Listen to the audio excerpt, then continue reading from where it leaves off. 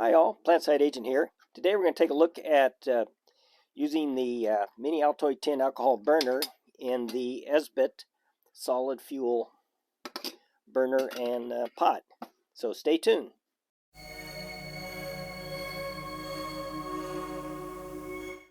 Okay, let's get started. So what we have here is the Altoid tin Mini alcohol burner, which I did a video on, and I'll go ahead and put a link to that video in the description of this video. And I have the Esbit solid fuel Cookset, which is a cool little cookset. I do have a series of videos and burn tests on this setup. I'll go ahead and put links to all those videos if you're interested in the description section. So what I'm going to do is just do some boil tests to see how this burner works in this this cookset. Like I said, I did a series of videos using different types of burners, both the solid fuel, some additions to the solid fuel, and also a mini cat stove burner. But I just wanted to see how this little burner will perform in this, because this would be a nice one to use instead of some of the other things. So I'll go ahead and set up for the boil test and get right back to you. Okay, I'm ready to go. I've got about an ounce of alcohol in the burner in here.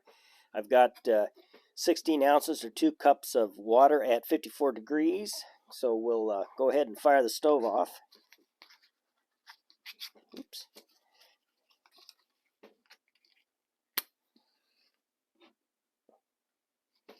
There we go.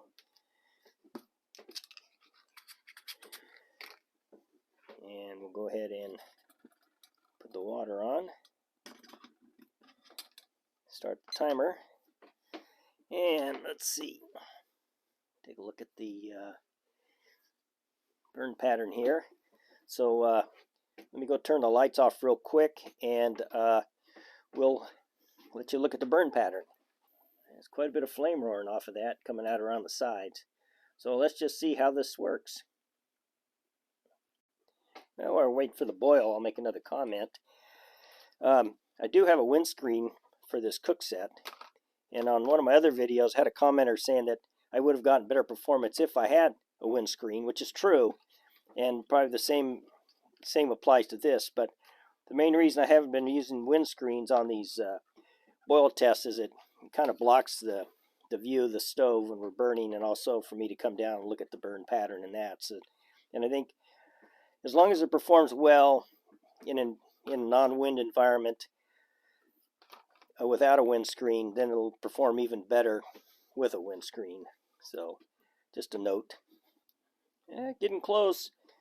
9 minutes and 37 seconds, and we're up to 210 degrees, so we're getting darn close to a boil. And in fact, it's rolling boiling right now just from the eyeball, but according to the temperature, we're not at the technical boil point. So yeah, not too bad. I'll just do the timing at the 212, which should be any second now, if at all. Let's see. Yeah, it's still burning strong. So I think you're in the field, you'd definitely be pulling it off by now, whether it's at 212 or 211, really probably irrelevant when it comes to cooking your food. So I'm just going to go ahead and say it boiled at 10 minutes even, close enough. I don't know why it doesn't want to jump to 212. I've seen that sort of thing happen before with the timer, so that's probably close enough. Okay, what I'm going to do now is I'm going to pull this out. I'm going to pull this off. And just another note that one nice thing about this particular burner on the, get this a little closer,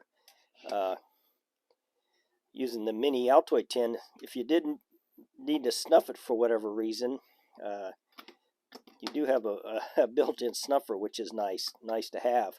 Of course, you know, if you needed to snuff it for some reason, like you had to move away from the stove for something, whatever reason, run from a bear or something like that, you might want to snuff this out before you wouldn't want to leave it unattended, especially out in the woods.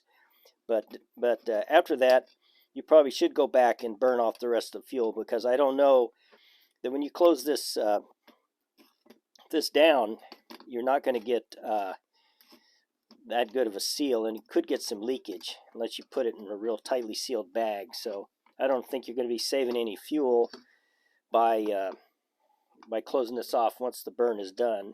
Although I noticed that this was just about at the end of its run anyway. Say if you did snuff it out, you would probably want to open it back up when you could and burn off the excess alcohol, because I don't think it's going to seal. This definitely is going to seal, so you could get some leakage inside your kit, even if you put it in a plastic bag.